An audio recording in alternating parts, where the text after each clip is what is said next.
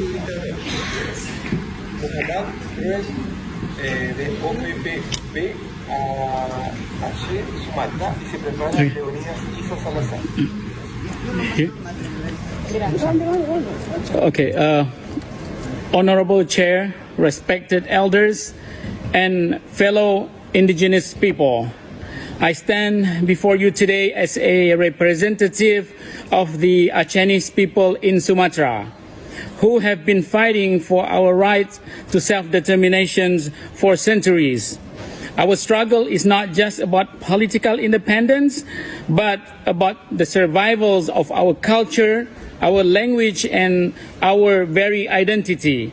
For too long, we have been marginalized, colonized, and oppressed by foreign powers. Our natural resources has been exploited, our land has been taken, and our people has been killed or forced to flee.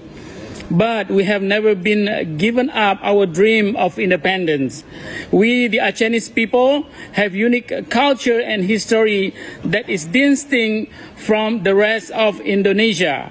We have our own language, our own religion, and our own custom.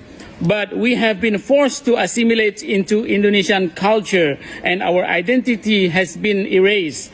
We are not seeking a special treatment, but equal right and recognition as indigenous people. We want the right to govern ourselves, to control our own resources, and to preserve our own culture.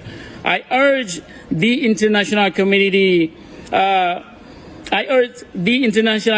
to support our struggle for independence. We are not alone in this fight. There are many other indigenous people around the world who are fighting similar struggles.